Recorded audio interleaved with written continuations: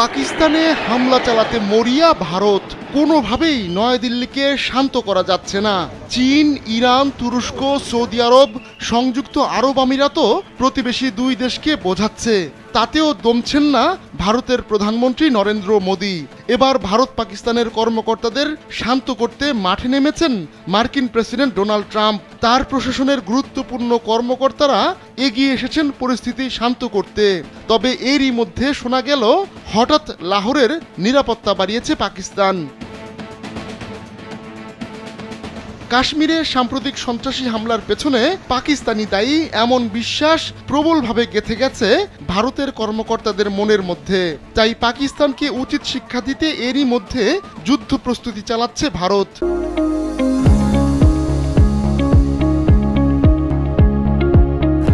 পাকিস্তানের কর্মকর্তারাও বলছেন ভারত তাদের দেশে হামলা চালাবে, কিন্তু ঠিক কোথায় হামলা চালাতে পারে ভারত তা নিয়ে বিস্তারিত খোলাসা করেননি পাকিস্তানের কর্মকর্তারা।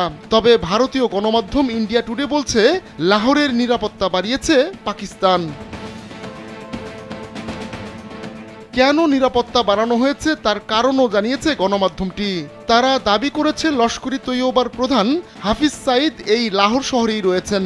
কাশ্মীরে সন্ত্রাসী হামলার পরপরই ভারত দাবি করেছিল এর পেছনে হাত রয়েছে দ্য রেজিস্ট্যান্স ফ্রন্ট নামে একটি গ্রুপের, আর এই গ্রুপটি নাকি লস্করি তৈয়বারই একটি শাখা।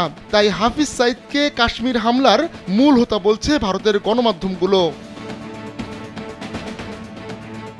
ভৌগোলিক অবস্থানের দিক থেকে লাহোর ভারতের সীমান্ত এলাকা থেকে খুব বেশি দূরে নয়।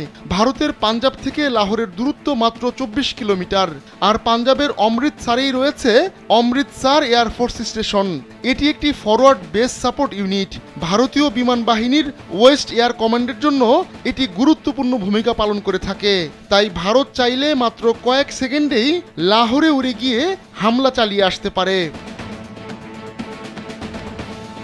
সূত্রের বরাতে ইন্ডিয়া টুডে বলছে লাহোরের মহল্লা জোহর শহরের একটি বাসায় থাকছেন হাফিজ সাইদ। ঘনবসতিপূর্ণ এই এলাকায় পাকিস্তানের সশস্ত্র বাহিনী দিন রাত 24 ঘন্টা সশস্ত্র কর্মকর্তা মোতায়েন করেছে। পাকিস্তানের গোয়েন্দা সংস্থা ISI ও লস্করের সদস্যরা যৌথভাবে হাফিজ সাইদের নিরাপত্তা নিশ্চিত করছেন। এজন্য ভবনটির উঠোনে ড্রোন মোতায়েন করা হয়েছে, আর 4 কিলোমিটার এলাকা জুড়ে বসানো হয়েছে হাই রেজুলেশনের সিসিটিভি ক্যামেরা। ভবনটির আশপাশে সাধারণের চলাফেরা এবং ড্রোন ওড়ানোও নাকি নিষিদ্ধ করা হয়েছে। আহমদুল্লাহ শিকদার, কালবেলা।